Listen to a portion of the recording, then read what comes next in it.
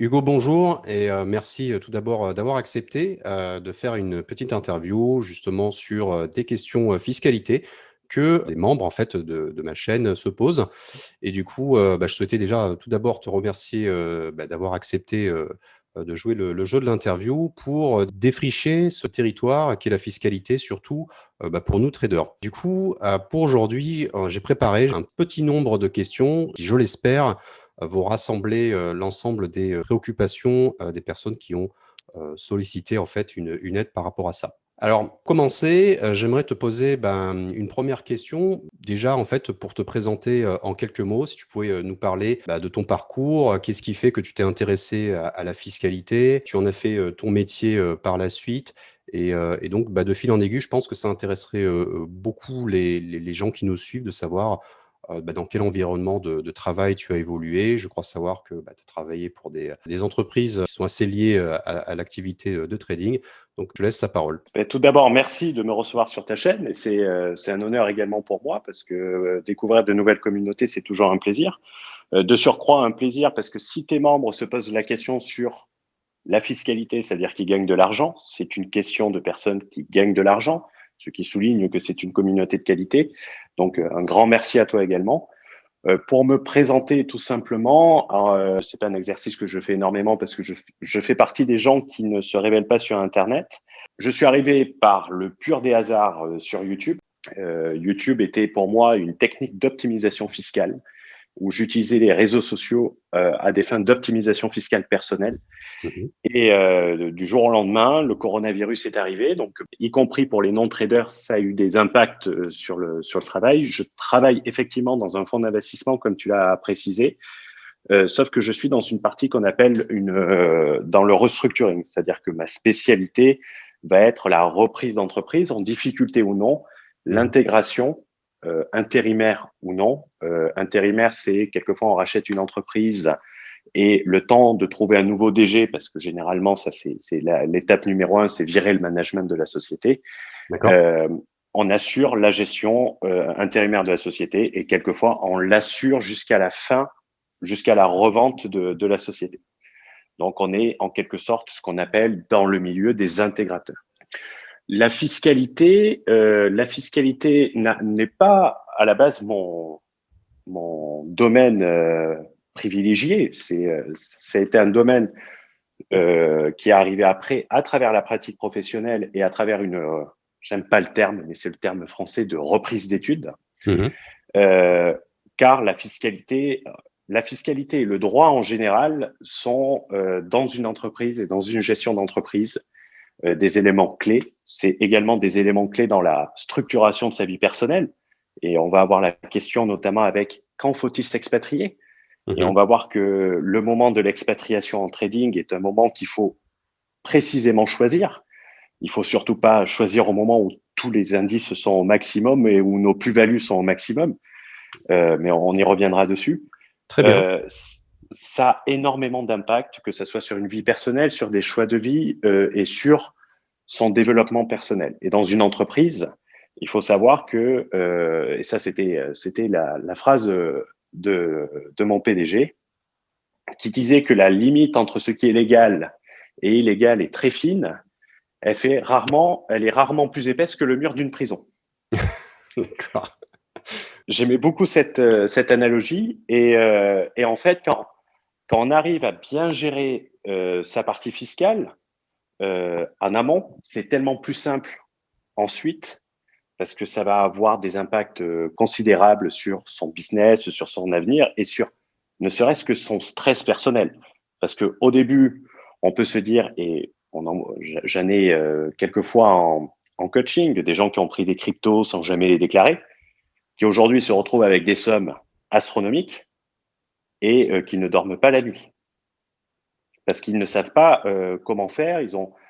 Alors là, on tombe dans la parano absolue qui est le sens inverse. C'est que les gens vont se dire je vais finir en prison. Non, on finit rarement en prison pour ça si on va le dire soi-même. Il y a une règle qui est la règle on se dénonce soi-même et généralement c'est beaucoup plus doux que lorsqu'on nous tombe dessus. Mais il faut savoir que lorsqu'on gagne beaucoup d'argent et qu'on a de l'argent non déclaré, on va utiliser le vrai terme, on Mmh. devient prisonnier en quelque sorte de cet argent. C'est-à-dire que on a de l'argent, on peut pas en bénéficier et quelle que soit l'activité, que ça soit du trading, que ça soit de l'infoprenariat, que ça soit du business, on gagne pas de l'argent pour se retrouver prisonnier de cet argent, on gagne de l'argent pour acquérir une liberté et pour profiter de la vie. Tout à Donc, fait. toujours faire les bons choix, parce que ça peut avoir des conséquences par contre très graves lorsqu'on pousse le bouchon un peu trop loin. Et je pense que dans un avenir très très proche, on va en avoir des exemples très concrets qui seront largement marketés. Et je n'y manquerai pas de communiquer dessus. Mais ça peut avoir des incidences euh, plus tard qui sont des incidences catastrophiques parce qu'on on revient à zéro. Il faut être honnête. OK, donc effectivement, ça, c'est, bah, les limites, voilà, quand on est dans la non-légalité. Bah, écoute, pour une présentation, je pense que c'est très clair. En tout cas, je vois que c'est un sujet qui t'anime, avec passion. Avant de se parler, en fait, d'expatriation, est-ce que tu pourrais nous rappeler, en fait, dans les grandes lignes, pour, quelqu'un qui fait du trading en France et qui génère, bon, des revenus, c'est un particulier, à quoi il est tenu, aux yeux de l'État français? Est-ce qu'il doit déclarer? Comment ça se passe? Alors, d'un point de vue fiscalité en France, on va s'intéresser au régime du trader non occasionnel. D'accord? Le trader occasionnel va rassembler 95% des gens, même des gens qui ont plus de revenus de leur activité de trading que de leur activité principale ou qui ne vivent que du trading. Il faut savoir que pour être qualifié de trader, on peut avoir la tendance à dire professionnel. Le terme français, c'est non occasionnel. Mmh. Il faut rassembler plusieurs critères. De mémoire, c'est l'article 92 du Code général des impôts qui fait que vous allez devoir déclarer ça aux bénéfices non commerciaux, c'est-à-dire que vous allez être à la tranche marginale d'imposition, la TMI, qui est Mmh. évolutive. Plus on gagne en France, plus on est taxé. Donc ça peut aller jusqu'à 45% et auquel se rajoutent les prélèvements sociaux. Également, si je ne dis pas de bêtises, car ça a tellement été changé de fois, ça va être la CSG sur les produits de placement. Je dirais que c'est la CSG la plus élevée à 17,2. Si je ne me trompe pas, mais ça, je mets un petit disclaimer. Imaginez le triangle rouge clignotant à vérifier. C'est ça. Dans le cas du trader occasionnel, celui qui va être 95% des personnes, même si vous gagnez beaucoup d'argent et même si vous avez gagné beaucoup d'argent en 2020, vous allez être taxé sur un forfait. Ça va être ce qu'on appelle plus communément la flat tax Macron, la flat tax à 30%, qui est un impôt libératoire, c'est-à-dire à partir du moment où vous l'avez payé, vous ne payez pas l'IR dessus. Cet impôt de 30%, le terme français utilisé, c'est prélèvement forfaitaire unique, Mmh. d'où le terme unique qui est très important car quelquefois les gens se posent la question, est-ce que je paye 30% et que je repaye ensuite derrière? Non. Ce prélèvement forfaitaire unique va être composé de 17,2% de CSG plus un impôt de 12,8%. Ça va concerner 95% des traders en France et même on pourrait monter à 98%. Car pour être traité de trader occasionnel, il faut l'indice de revenu, il faut surtout, et c'est le terme utilisé par la juridiction française, être dans des conditions analogues à des professionnels, c'est-à-dire à des banques ou avoir accès à une information. C'est-à-dire Mmh. que par exemple, quelqu'un qui est trader ou qui a accès à la salle de marché, qui a accès à des informations bancaires pour les traders, et quand je dis informations bancaires, c'est pas un abonnement Financial Times ou Bloomberg, c'est les vraies informations des banques d'affaires, les prospectus qu'elles reçoivent. Il va être très facilement caractérisé de trader non occasionnel car il a accès à l'information. En gros, celui qui va être considéré trader non occasionnel, c'est celui qui va avoir une station de trading avec les écrans Bloomberg chez lui, qui va avoir accès à l'information et qui va générer des revenus. Si vous générez plus de revenus et qui va utiliser des outils complexes, c'est-à-dire des gros outils de hedging, c'est pas juste prendre une position sur le dollar et prendre une position sur l'or, par exemple, pour se couvrir. C'est vraiment des techniques complexes et développées. Euh, Lui va devoir se mettre à l'impôt sur le revenu à travers une auto-entreprise, une entreprise individuelle. Et lui, effectivement, va être beaucoup plus taxé.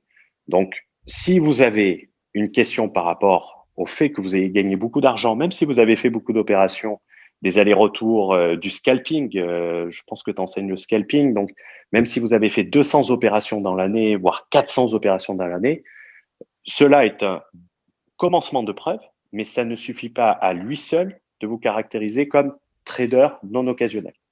Donc ça, il faut pas se dire de suite, j'ai gagné plus d'argent, donc je vais payer plus. Non, non, c'est un ensemble de règles et c'est assez stable. En droit français, on se rend compte que des décisions sont très stables et qu'il n'y a pas trop de, disons, d'incertitude sur le jugement quand on voit la date des jurisprudences. La date des jurisprudences sur ces éléments-là, elle doit dater de 2012-2013 et on n'en retrouve pas de très très récentes qui soient publiées au BOFIP, ce qui veut dire que c'est communément admis par les juridictions.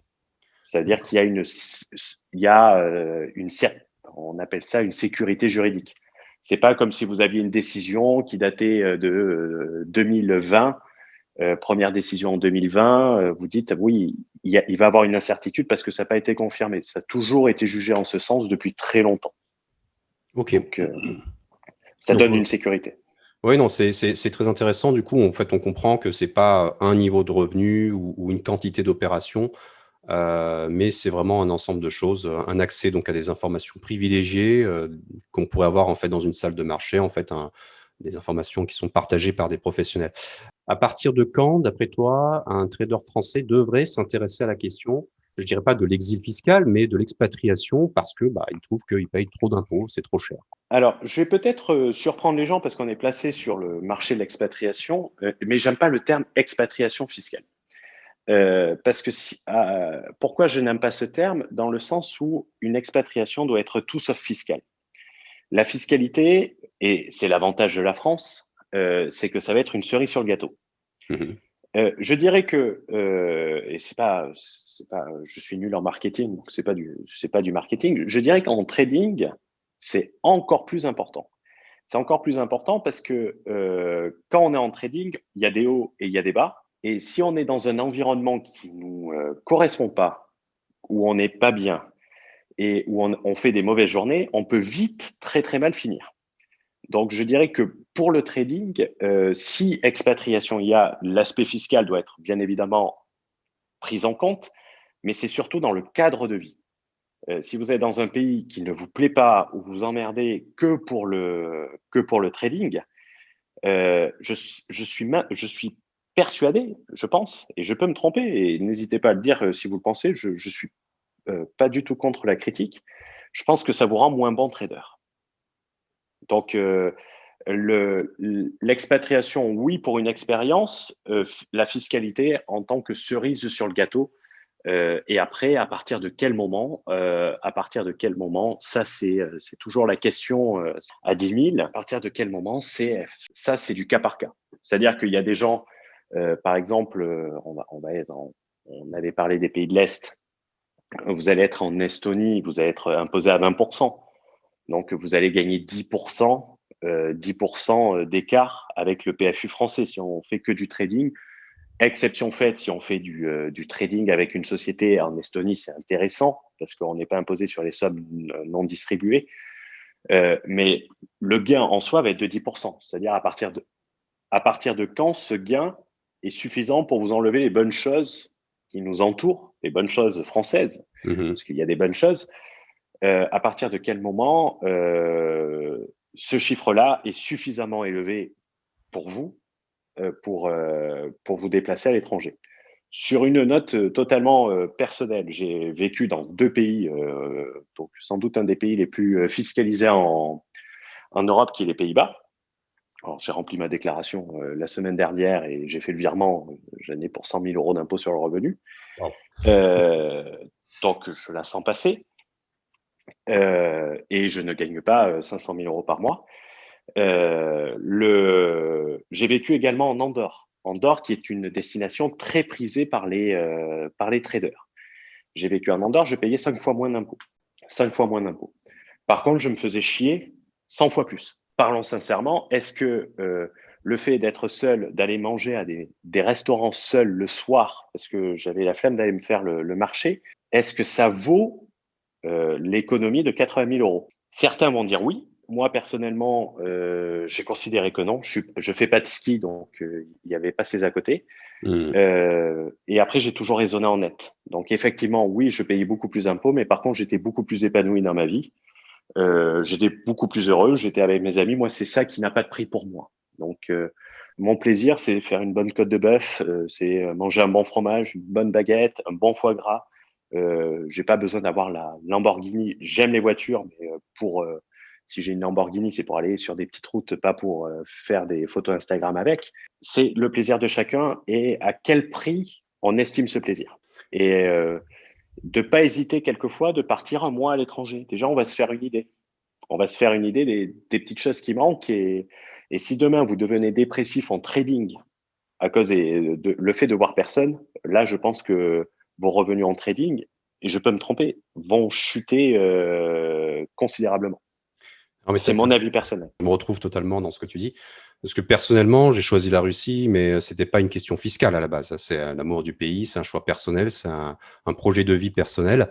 Et effectivement, c'est la cerise sur le gâteau. On arrive là-bas, voilà, effectivement, on a une imposition qui ressemble à celle de l'Estonie et même moins dans certains cas. Après, effectivement, c'est ce que tu dis, c'est ça. C'est déjà en fait trouver le pays qui vous attire, tester un mois et demi. J'ai fait une vidéo justement il y a 2 semaines sur ça, sur la question de l'expatriation en Russie, puisqu'on me demandait, je disais: «Mais venez en Russie, venez tester l'hiver pendant 6 mois, si ça vous plaît, tester le climat, tester les Russes, tester la langue, l'administration, tout et si ça vous plaît, si vraiment, il y a un amour fou pour la Russie, ça vous attire, prenez une location et commencez de vivre ici». Mais en effet, en tout cas, je pense que l'environnement impacte beaucoup le trader et même moi, s'il fait gris, qu'il pleut, enfin ou plutôt qu'il neige en ce moment, il fait -20, -25, moi je suis ravi. J'adore la neige, j'adore les pays du Nord mais effectivement, l'environnement est ultra important, pour un trader. Tout son écosystème, que ce soit l'environnement, physique, alimentaire, sportif, l'équilibre de vie, émotionnel, tout ça fait, impact puisqu'en trading, on est rémunéré à la décision, on n'est pas rémunéré au temps passé derrière les écrans. La question suivante que j'avais notée, donc quels seraient les critères à prendre en compte avant d'envisager, une expatriation? Tu as déjà, en partie, répondu à la question. Donc, c'est des critères tout simplement des critères personnels déjà, hein. Savoir, pays chaud, pays froid, qu'est-ce que j'aime pas? Si tu as des choses à rajouter sur cette question ou pas forcément? Oui, et on peut rajouter que, en fait, il faut toutes les solutions s'étudient et comme tu l'as très justement dit, aller vivre dans le pays euh, pour vous rendre compte réellement de la vie sur place et des inconvénients. Le problème de l'expatriation, du moins sur Internet, c'est on n'a pas affaire à des professionnels. Je ne veux pas faire de publicité, mais on a affaire à des marketeurs. Le marketeur, il va vous vendre un produit unique. Si vous prenez un formateur connu qui va vous vendre l'Estonie, qu'est-ce qu'il va faire? Il va vous dire que la France, c'est le pire pays du monde. Il va vous dire tous les avantages de l'Estonie et tout ça. Euh, alors, c'est sûr que le combat est déloyal parce que vous allez vous dire, ouais, si je réussis pas, c'est parce que je suis en France. Si j'étais en Estonie, je serais déjà millionnaire au volant de ma Ferrari avec mes 2 mannequins russes, russo-estoniens. Donc, ils appuient énormément sur ça et ils vont pas vous dire les mauvais points. Ils vont pas vous dire les mauvais points. Et imaginez, bien évidemment, on peut se dire, moi j'adore la neige également, je supporte pas le chaud, mais j'aime le grand froid. Effectivement, il y a des choses qu'on ne voit pas et qu'ils ne vont pas mettre en avant. Ça peut être la mentalité des gens. Moi, j'ai des retours sur l'Estonie. On a une communauté assez professionnelle, c'est-à-dire ça doit être plus des gens de 30 à 45 ans, des gens qui génèrent de 10 000 euros à 150 000 euros par mois.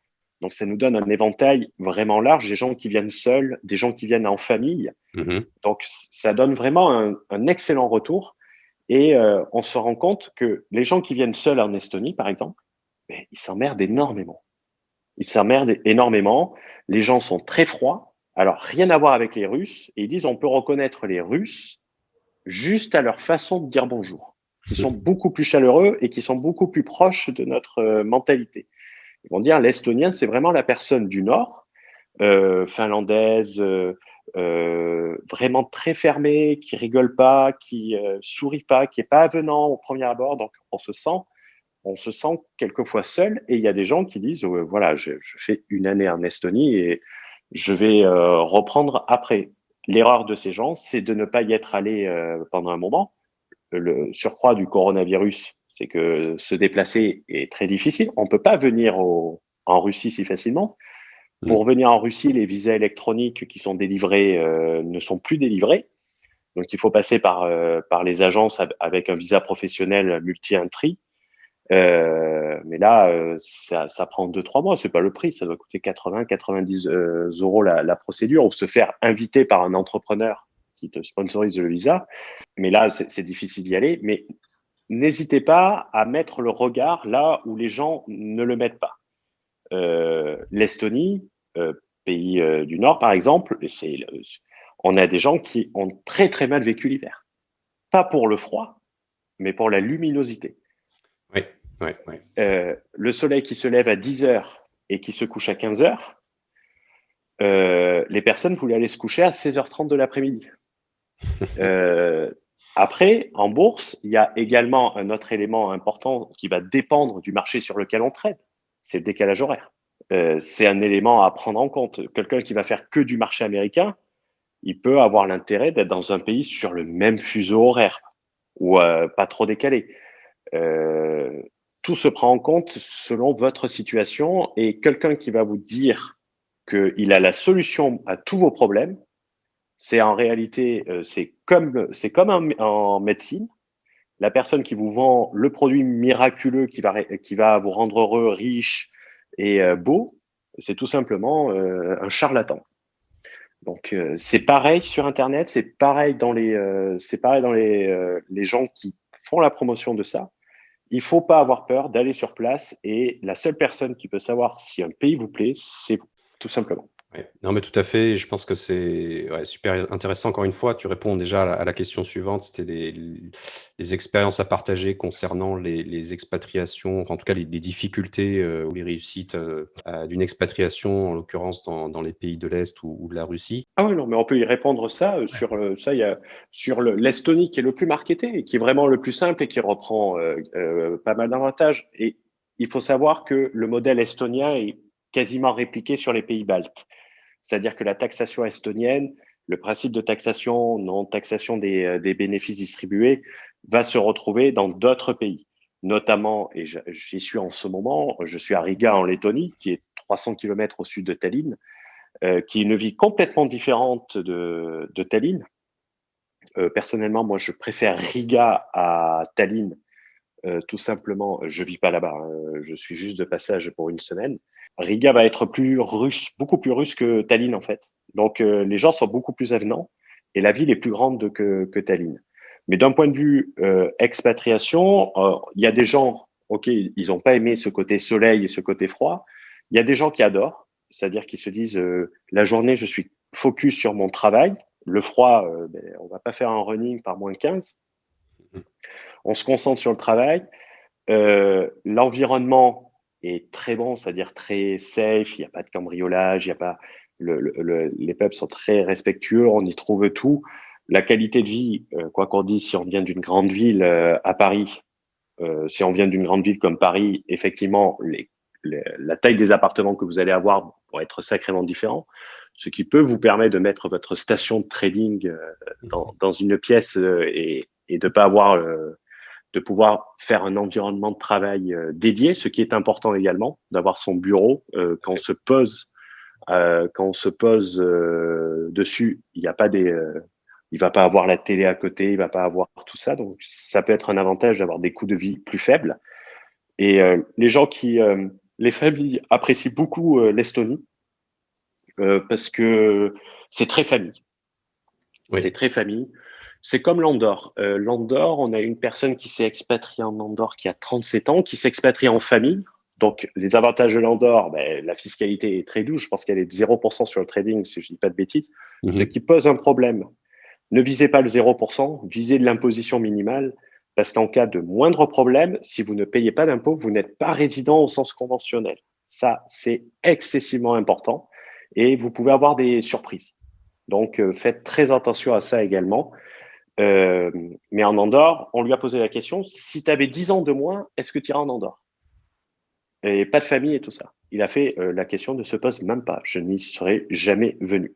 Mmh. Donc, toujours prendre la personne qui va vous parler d'une destination. Êtes-vous bien comme lui? Avez-vous bien les mêmes goûts que lui?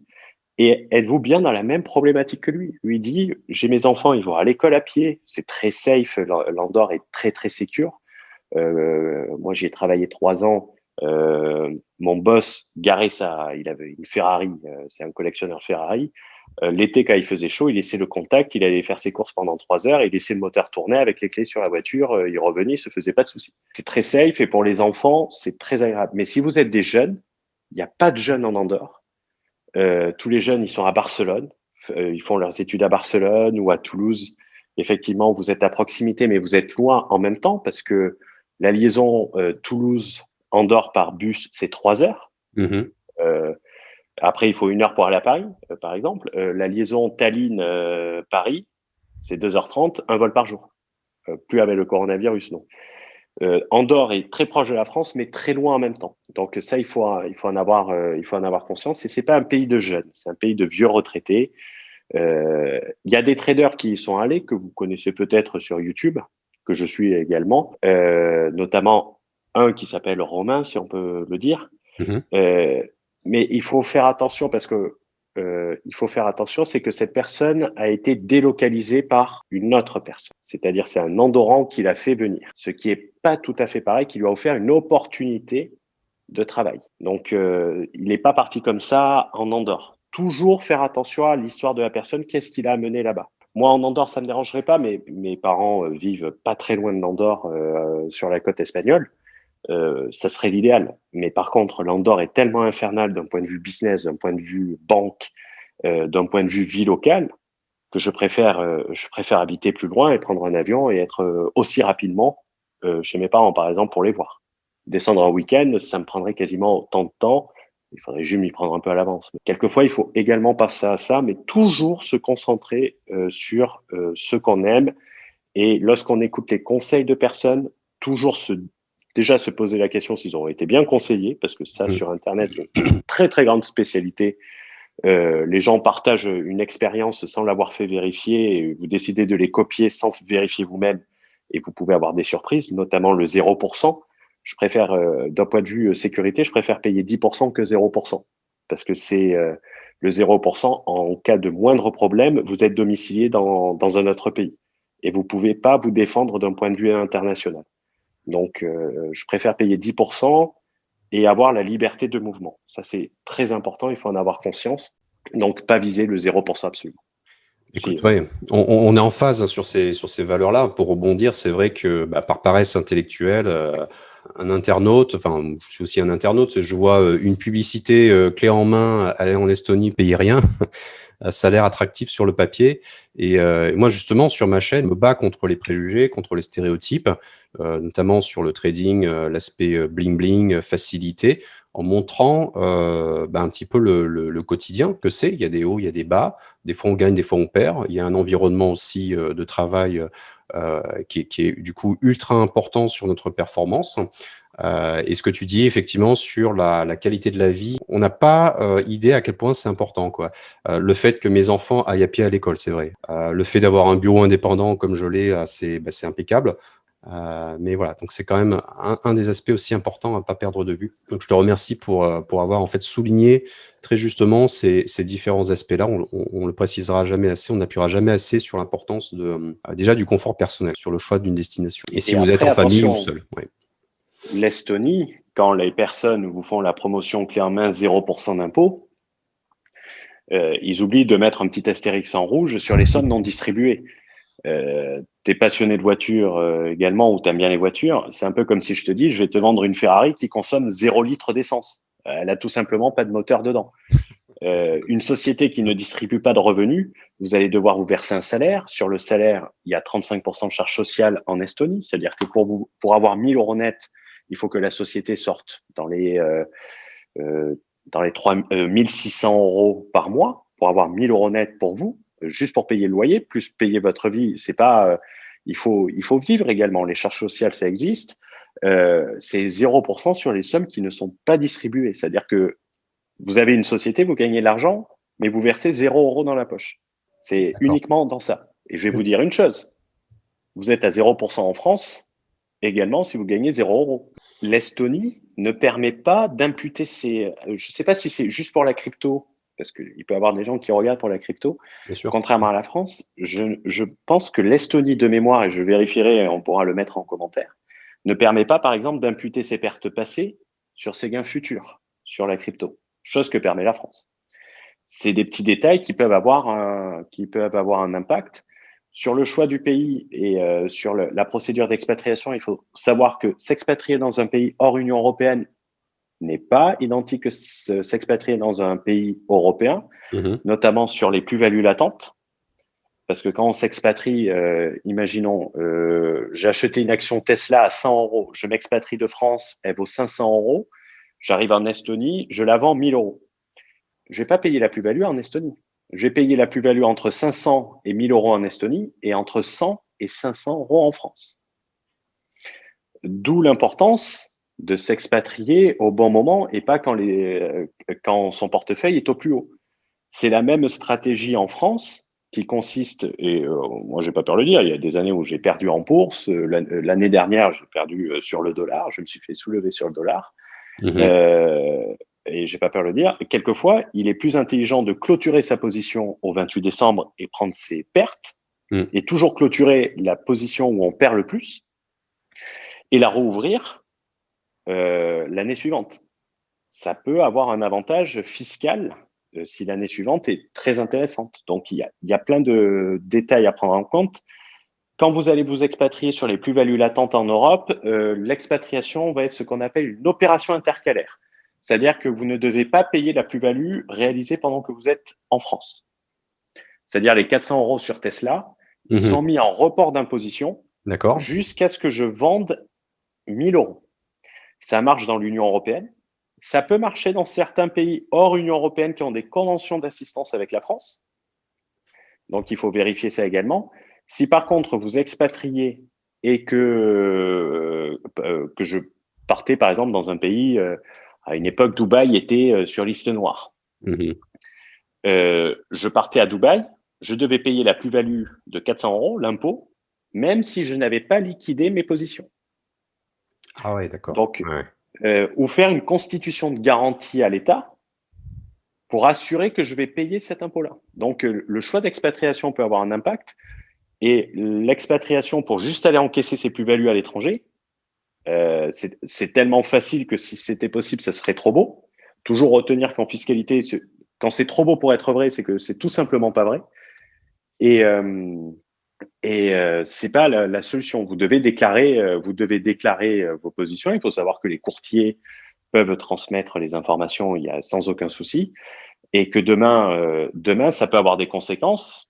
Déjà parce que vous allez payer des pénalités. Le choix du pays peut avoir des conséquences également. Et le moment de l'expatriation, là, j'en ai plein qui me disent « Ouais, je veux m'expatrier, le Bitcoin. » J'ai fait soit tu t'expatries avant, et une expatriation, ça se prévoit, bien sûr, mais tu vas pas t'expatrier au moment où c'est le plus haut. C'est complètement ridicule. Tu veux éviter la taxation en France, et si demain, et ça, il faut en avoir conscience également, et c'est arrivé dans un cas de Vinci. Là, on parlait c'était des actions, c'était l'ancien PDG qui avait des actions on parle de plusieurs dizaines de millions d'euros qui étaient partis en Suisse. Si vous expatriez, par exemple, et que l'action monte et qu'ensuite elle rebaisse, après votre expatriation, vous devez toujours payer l'impôt français. Okay. Donc, faites attention, il faut la jouer stratégique. Sur l'expatriation. C'est pour ça que je suis plus d'avis à dire une expatriation, ça se travaille très bien. Il ne faut pas être pressé quand on commence à faire des gains. Soit on la prévoit, soit on attend un meilleur moment. Mais ça ne vous permettra pas d'aller encaisser vos plus-values à l'étranger. Ça, c'est une certitude. Ça vous le permettra uniquement si vous fraudez. Mais ça, vous pouvez le faire sans partir également. Ça. Quitte à frauder, il n'y a pas besoin de se barrer dans un autre pays. Autant rester en France, quoi. C'est très important. Également, une importance qui peut concerner, par exemple, des gens qui partent en Estonie. Mhm. Effectivement, il est plus intéressant de trader à travers une société estonienne, car on est taxé que sur le dividende versé. C'est-à-dire que si vous gagnez 1 million d'euros à titre personnel, vous allez payer 200 000 euros d'impôts. Si vous gagnez 1 million d'euros en tradant avec votre société et que vous avez besoin que de 100 000 ou 200 000 euros pour vivre, on va prendre 100 000, vous versez 100 000 euros de dividendes qui vont être taxés au niveau de la société à 20% et pas au niveau personnel. Mhm. Il va vous rester 80 000 et vous allez avoir 900 000 euros. Vous allez avoir économisé 100 000 euros que vous pouvez réinvestir. Ça, c'est quelque chose d'intéressant. Par contre, lorsque vous expatriez, et là, on arrive dans du complexe, donc vous remplissez la déclaration d'expatriation sur les plus-values latentes. Par contre, quand vous allez apporter vos actions à une société, c'est une personne tierce, ça vaut cession. C'est-à-dire que vous n'avez pas encaissé de cash, mais vous payez toutes vos plus-values au moment où vous les apportez à la société. C'est pas intercalaire. Donc, l'importance également de peut-être liquider le niveau relatif à ces plus-values. Donc, pour la Russie, je ne sais pas s'il y a une convention d'assistance. Il y a une liste dans le BOFIP, il faut le vérifier. Mais ça, pareil, on pourra le mettre en commentaire. Mais c'est un point important sur le choix du pays. Ok, bah en fait, on voit à quel point là, en fait, on commence à rentrer dans dans de la technicité, de la fiscalité, des nuances, et je pense qu'ils vont intéresser quand même pas mal de monde, parce que bah, de plus en plus, ouais, il y a des personnes qui ont des portefeuilles crypto, ceux qui ont loupé le run de 2017 se disent ok, pas deux fois, cette fois, je remplis le portefeuille. Ça peut être une question, en tout cas, je pense, d'actualité pour beaucoup de Français, de jeunes traders. Du coup, ça m'amène à la dernière question. Quelles seraient, selon toi, les étapes nécessaires à une personne qui souhaite, je ne sais pas si tu aimes ce terme également, optimiser sa fiscalité? Quel que soit son projet, elle se dit, que dit la loi et comment je peux optimiser ma fiscalité, vers qui elle se tourne? Alors, en France, pour optimiser sa fiscalité, soit on fait en sorte de rester en trader non professionnel, occasionnel, parce que si on veut passer en société, il va avoir une problématique, c'est Mhm. que quelqu'un qui gagne 1 million d'euros, quelqu'un qui gagne 1 million d'euros en France, en trading, il va lui rester 700 000 euros net. Quelqu'un qui gagne 1 million d'euros en société, il va payer l'IS, 26,5%, 25% l'année prochaine, Mhm. en 2022. Et d'un autre côté, quand il va se distribuer les sommes, il va payer également 30% sur le dividende. Donc, il va se rajouter une taxe de 26,5%. Les techniques d'optimisation, ce qu'il faut surtout pas faire, il faut pas commencer à aller sur Google comment C'est optimiser ça, ouais. création de société offshore. La création de société offshore, il y a des règles particulières, qu'elles soient en France, qu'elles soient en Belgique. Si tu as des personnes qui sont belges, en Belgique, ça s'appelle la taxe Caïman et c'est les règles de transparence forcée. J'aime beaucoup le terme. En Mhm. France, c'est le 123 bis du Code général des impôts, qui fait que lorsque vous constituez une société dans un pays à fiscalité privilégiée, ça veut dire 50% d'IS en moins que la France. Mhm. Lorsque vous faites ça, et lorsque l'actif de la société est composé à plus de 50% de titres de créance, titres de dette, donc ce qui sera le cas si vous faites que du trading avec une société offshore, le revenu positif de cette personne morale doit être déclaré au sein de la déclaration personnelle du titulaire. Ça veut dire que tout simplement, c'est comme si vous l'aviez réalisé vous-même. On fait abstraction de la société. Alors, j'entends certains qui se disent, oui, je vais créer une société à Hong Kong, je vais vivre sur la société à Hong Kong et je mettrai le bénéfice, je déclarerai le bénéfice. C'était une très bonne initiative qui marchait jusqu'en 2009. En 2009, ils ont rajouté à cet article, si je ne dis pas de bêtises, le Mhm. bénéfice comptable net de cette société calculé aux règles du présent code. Ce qui signifie que c'est les règles de déduction françaises. Donc, vous n'allez pas mettre la Ferrari de location, le jet privé et tout ça dessus. Non, le jet est déductible, alors que la Ferrari n'est pas déductible en France, mais le Mhm. jet est entièrement déductible. D'accord. C'est une bêtise française. Vous devrez calculer ça aux règles françaises. Alors, il y a des possibilités et que je suis en train de voir, c'est que toute règle qui a son inconvénient procure également un avantage. Donc, une règle anti-abus, si on arrive à la tourner dans le bon sens, ça peut permettre un avantage. Je le vois à deux titres. Je le vois notamment sur les traders professionnels, c'est-à-dire ceux Mmh. qui veulent rester en France, sans tomber dans cette tranche marginale d'imposition, tout en respectant à la lettre ce qui est dit. Je vois pas de clause anti-abus qui pourrait être appliquée, mais j'y suis en train de bosser dessus et de le faire vérifier à quelqu'un qui bosse en doctrine.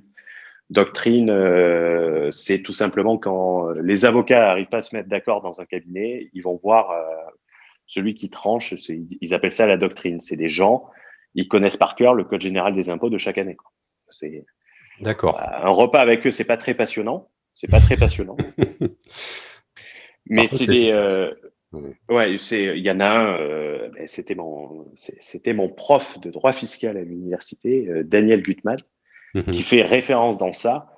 Et pour montrer un ordre d'idée, il nous avait expliqué un cas pratique où il y avait un redressement de 15 millions d'euros sur une société française et tout s'est joué sur l'interprétation du terme achat, qui n'était ni cité dans le Code général des impôts. Quand c'est pas cité, on fait référence au plan de comptabilité générale.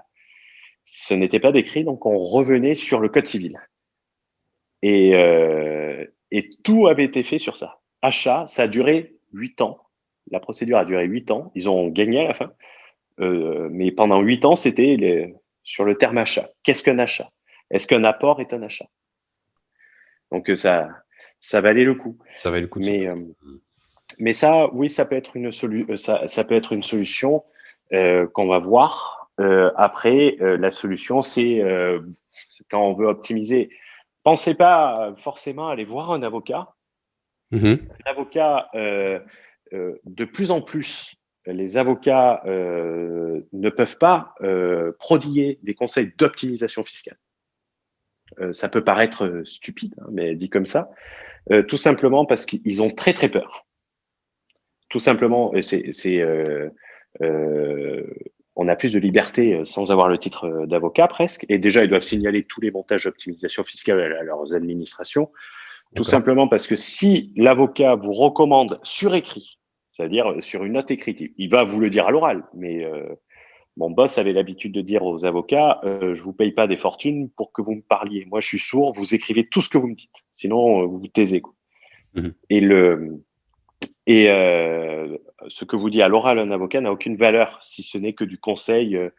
Mais si vous avez un problème, vous êtes tout seul. Si vous avez un problème avec une note écrite d'avocat, vous pouvez vous engager la responsabilité de l'avocat. Mmh. Et vu que les avocats ont très peur de ça, de se trouver avec toutes les règles anti-abus, ils ne sont pas très, ils ne sont pas très funky. Le plan serait d'aller consulter des avocats hors de France et plus généralement hors Union européenne, dans des places avec une certaine expertise. Place avec certaine expertise, la Suisse est une place avec une certaine expertise. En matière de financière, Jersey, Guernesey sont des places financières avec une énorme expertise. Mmh. Par contre, préparez-vous à sortir le chéquier. Ça fait partie du jeu. Mon boss en France avait un redressement fiscal sur ses revenus de bourse et dividendes à hauteur de 88 millions d'euros, donc Ouais. plus 70 millions de pénalités. Donc ça faisait un redressement à 150 millions d'euros. Il a gagné le 29 juin ou 29 mai 2020, donc quelque chose de très récent. Donc en fait, il n'était pas imposé sur ses gains, comme on l'a vu avec la société. Il déclarait pas les gains de la société dans son revenu personnel du 123 bis. Parce que tout était géré par des trusts, mais le montage coûtait 8 millions d'euros de frais de fonctionnement par an. Alors quand on gagne 80 millions, c'est intéressant, mais si vous en gagnez 20, vaut mieux payer la flat tax. Et quelquefois, pour que quelque chose marche bien en fiscalité et qu'il soit vraiment sûr, Mmh. il faut vraiment un énorme niveau de revenus. Et là, sur du trading, voilà, les frais fixes de fonctionnement, d'avocat, de conseil et tout ça de mon boss, qui est milliardaire, hein, ça lui coûtait 8 millions d'euros par an. Donc, tant que vous gagnez pas plus de 35 millions d'euros par an, il vaut mieux payer limite la flat tax, quoi. La flat tax, si on Parce est que tranquille. il était tranquille. Mais tout ce qui va être de l'optimisation coûte cher. Ça, si vous voulez rester en France avec de l'optimisation, si vous avez des billets, si vous avez une personne qui vous dit il suffit de créer une LLC aux États-Unis et tout ça, fuyez, fuyez, fuyez, fuyez. C'est pas possible que ça, pour être légal, il faut que ça coûte très cher. Et c'est pas pour rien que uniquement les riches en bénéficient. Mmh. C'est parce que les frais sont colossaux, les frais de fonctionnement sont colossaux. Vous pouvez très bien avoir une société offshore et vivre en France, mais pour qu'elle soit légale et qu'elle vous apporte un avantage, il faut que vous mettiez au moins 200 000 de frais de fonctionnement tous les ans. Pour avoir 200 000 euros d'économie d'IS, vous avez intérêt de gagner beaucoup d'argent. Donc toujours se rappeler de ça et de pas croire, de pas croire ce que vous allez trouver sur Internet et qui de même peuvent vous amener au casse-pipe. C'est pas eux qui seront là pour payer l'ardoise, ça sera vous. Donc c'est le meilleur conseil. Un avocat spécialisé dans des places financières sur une question comme ça, vous attendez à la consultation entre 3 500 et 5 000 euros pour du conseil. Et vous aurez du conseil de qualité, mais c'est le ticket minimal. C'est le D'accord, ouais, ticket OK, ouais. minimal. 3 000, ouais, OK. Donc 3 000 € la Après, consultation. vous avez le choix de l'avocat, vous avez le choix de l'avocat, vous avez le choix de l'expatriation, pardon. Après, c'est pareil. Moi, demain, je serai en France 30% en gagnant de l'argent, en ayant 30%, en étant libératoire. Ça reste supportable. C'est pas le 60%, c'est pas le 60% quand vous êtes en société avec 80% de charges sociales et Ouais, c'est compagnie. ça, ouais, ouais. 30%, c'est vraiment très avantageux. C'est enfin très avantageux, bien évidemment qu'on veut baisser au maximum ce chiffre. Et même si vous allez en Estonie, qui est censé être un pays très avantageux fiscalement, vous allez le baisser de 10. C'est-à-dire que si vous gagnez 1 million d'euros, ça va être à la fin, oui, vous allez payer 100 000 euros de moins. C'est-à-dire au lieu d'avoir 700 000, vous aurez 800 000. Est-ce qu'avec avec ces 700 000 en France, est-ce que vous ne pouvez pas faire beaucoup plus? Est-ce que vous ne pouvez pas acheter des biens, faire des opérations immobilières avec des vraies banques françaises? Ça, c'est, on peut toujours payer moins, mais il faut pas il faut se rappeler d'une chose. Votre marge de progression, elle est de 30% sur l'impôt en France. Elle est uniquement de 30%. Cependant, ce que vous pouvez faire en plus, c'est quasiment l'infini. Parce que vous pouvez générer beaucoup plus, investir dans une société, investir dans de l'immobilier, vous pouvez faire beaucoup plus. C'est un peu comme on l'a vu avec GameStop, le short squeeze. Quelqu'un qui met 100 000 sur une action à 100, il peut gagner que 100 000. Mais par contre, ça peut lui faire très mal si ça part dans l'autre sens. La fiscalité, c'est pareil. Vous ne pouvez gagner que 30%. Vous ne pourrez pas gagner plus. Donc, quelquefois, il ne faut pas hésiter à se former, il ne faut pas hésiter à dépenser de l'argent dans des formations pour augmenter son revenu. Mmh. Personnellement, moi, je considère qu'il est plus facile en se formant d'augmenter son revenu de 30% Mmh. que de partir à l'étranger en soi. Tout à fait et puis après tu l'as dit, hein, c'est est-ce que ça vaut le jeu leur en vaut-il la chandelle d'économiser en fait 100 000 € pour vivre en Estonie alors qu'on serait peut-être plus heureux en France? Bon après voilà, est-ce que ça le Voilà, ticket ça, c'est du choix. Il faut quelquefois le personnel, ouais. remettre sur quelqu'un qui gagne 1 million d'euros par an. Sur quelqu'un qui gagne 100 000 euros par an, on parle de 10 000 euros. C'est ça. 10 000 euros, c'est 800 euros par mois. Est-ce que si je vous donnais 800 euros par mois, vous partirez vivre sur le Groenland, quoi? Ouais, c'est ça, ouais, non, l'image, l'image est claire, hein. Je pense que voilà, ça fait Et réfléchir. c'est un exemple, c'est plus facile de se former et de gagner 30% de plus. Une Bien bonne sûr. formation avec des vrais professionnels, pas forcément avec des marketeurs, parce que toi, tu fais de la formation, du conseil, et je pense que je vais l'apprendre, pas pour, vraiment parce que je pense que tu le fais très bien. C'est pareil en trading. Il y en a plein qui s'inventent traders. À les écouter, ils génèrent énormément d'argent. Ils font des lives YouTube tous les jours.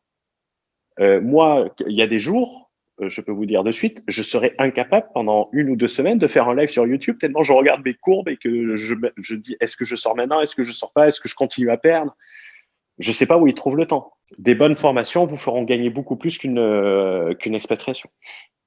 Du coup, la personne qui nous écoute, qui est intéressée, qui serait intéressée en fait d'avoir justement des conseils, que ce soit sur la fiscalité, l'expatriation, est-ce que toi, par exemple, tu prodigues des consultations privées? Justement, tu parlais là de coaching. Quelqu'un qui nous Oui, écoute, qui aimerait aller plus loin, ouais, est-ce que c'est possible on de te fait, contacter? ouais, on fait énormément de coaching. Je dois en faire aller 3, 4 par semaine. Sur l'année dernière, j'avais regardé, j'ai dispensé plus de 300 heures de coaching. D'accord. Euh, Le... Mais après, il faut avoir une conscience pour. Il y a également, si ils vont sur notre chaîne, sur les dernières vidéos, vous allez voir, c'est un petit truc, 7 secrets de l'expatriation, c'est très marketing, mais ça va vous apprendre les bases de ce qu'est une expatriation. C'est pas uniquement partir 183 jours à l'étranger, c'est beaucoup plus complexe que ça. Mhm. Mais quelqu'un qui veut étudier toute la problématique de l'expatriation, le coaching, effectivement, moi, ça me dérange pas, mais je préférerais plus les renvoyer sur le borderless entrepreneur, parce que sur le borderless entrepreneur, on parle d'expatriation et de toutes ces règles pendant près de 4 heures. Donc, ça coûte moins cher juste sur cette partie-là et qui est à jour. D'accord. Euh, Là, par exemple, on vient d'introduire une nouvelle décision et on se fait Carlos Ghosn. On va suivre Carlos Ghosn, l'affaire ok. Carlos Ghosn Mhm. pour le conflit de résidence fiscale. C'est quand il y a 2 pays qui vous considèrent résidents fiscaux. À la fin, vous êtes résident fiscal que d'un pays, généralement, dans 98% des cas. Mhm. Donc, comment on blinde une résidence, toutes ces techniques qui peuvent paraître simples, parce que, comme on l'a dit, je vais prendre un exemple tout bête. Ma mère est résidente en Espagne. Elle vit en Espagne. Elle n'est pas résidente fiscale espagnole alors qu'elle passe 330 jours en Espagne par an. Elle est toujours résidente fiscale française. Certains vont se dire, oui, mais quel intérêt? Sauf qu'en Espagne, il y a plus d'IR qu'en France. Il y a Mhm. plus d'IR qu'en France. Les retraites sont plus fortement taxées et vous avez un ISF sur les biens immobiliers, sur les biens immobiliers et mobiliers que vous n'avez pas en France. Mhm. Elle s'est faite contrôler il y a un an. On avait mis toute la stratégie en place. La stratégie, elle lui coûtait 40 000 euros par an pour protéger sa résidence, pour pas se retrouver. Donc, on n'est pas sur du truc gratuit. Bien Elle m'a sûr. dit Mhm. 40 000 euros, je préfère faire autre chose avec 40 000 euros. J'ai fait oui, mais si tu te fais redresser, tu vas payer ça. Donc, ça se règle au Excel. Et elle s'est fait contrôler. Ça a pris 3 courriers. Ça Mhm. a pris 3 courriers qui nous ont validé notre position et notre interprétation. C'est du droit international qui est très stable et qui a une valeur supranationale. C'est-à-dire que si le droit international, dans le cas de ma mère, disait vous êtes résidente fiscale française, le droit espagnol devait accepter cette décision sans contestation possible, même s'il a passé 330 jours par an. Et la règle des 183 jours, et ça c'est bien le problème de la fiscalité, et il faut bien que les gens l'aient dans la tête, et c'est un superbe exemple, on se dit, il n'y a pas besoin de passer 183 jours dans un pays pour être résident fiscal. Donc, ils se disent tous, c'est génial. J'ai pas besoin d'aller m'enterrer 6 mois et un jour en Estonie. Mhm. Attention, si vous n'avez pas besoin de passer 180 jours, 183 jours dans un pays pour être résident fiscal, c'est-à-dire qu'un autre pays peut vous considérer résident fiscal C'est ça. sans que vous y passez 183 jours. Et une règle est un avantage, dans l'autre sens, elle est forcément un inconvénient. Il y a toujours ce fil. Vous ne pouvez pas avoir des règles qui sont qu'un avantage. C'est pas possible. Donc faites attention à ça. C'est l'expatriation, oui, c'est surtout que je pense honnêtement qu'il va avoir un renfort, il va avoir un renfort des conditions et peut-être des applications anti-abus sur l'expatriation fiscale. Mhm. Ça existe dans des pays européens. C'est pas des taxations sur le passeport, c'est des taxations anti-abusives. C'est présent en Italie et au Portugal, qui prévoient que leurs nationaux qui s'expatrient pour des raisons purement fiscales sont tout le temps domiciliés en Italie et doivent payer leurs impôts en Italie, sauf s'ils apportent la preuve contraire que leur expatriation n'est pas purement fiscale. Mhm.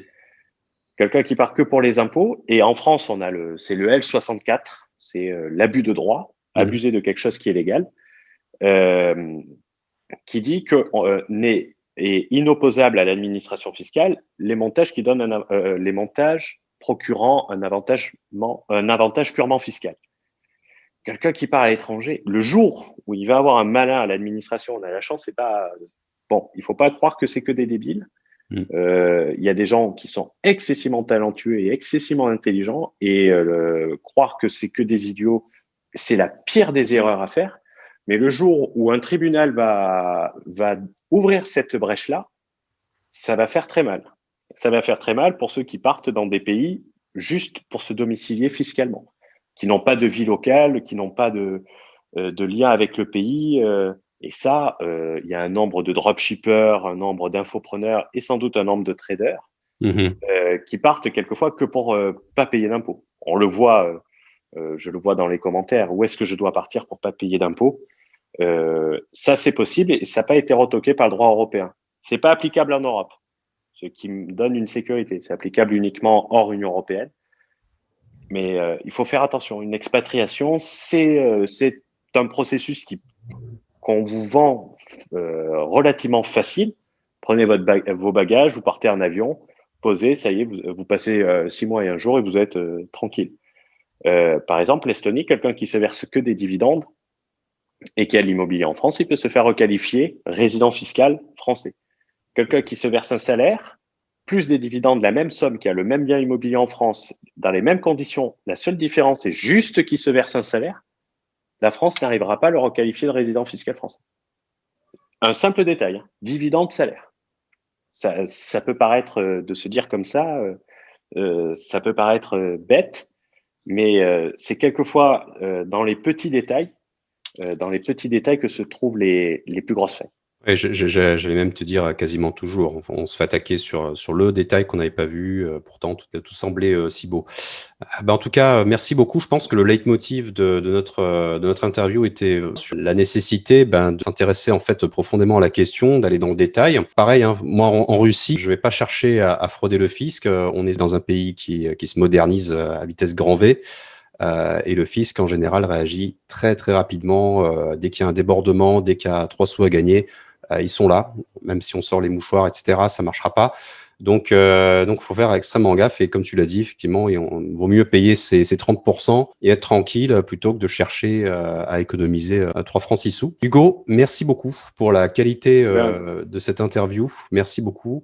Pour ma communauté, pour les personnes qui sont intéressées, ben, je vous invite à consulter sa chaîne qui s'appelle AH Fiscalité Investissement et également à le contacter si vous souhaitez en savoir plus sur un certain nombre de sujets abordés aujourd'hui. Ça sera un grand plaisir et je pense que je retrouverai ta communauté bientôt. Et c'est sincère et je me retrouve en toi ce que moi je trouve chez moi. C'est-à-dire que on n'a pas envie de dire aux gens oui c'est trop facile, vous allez claquer du doigt la Ferrari, oui, la Ferrari c'est l'exemple typique du marketing. Ouais.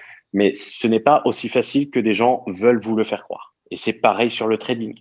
Hugo, merci encore pour ton temps précieux. Merci à toi aussi et merci à ta communauté. Et je te dis donc à bientôt. À bientôt. Au revoir. Ciao, ciao.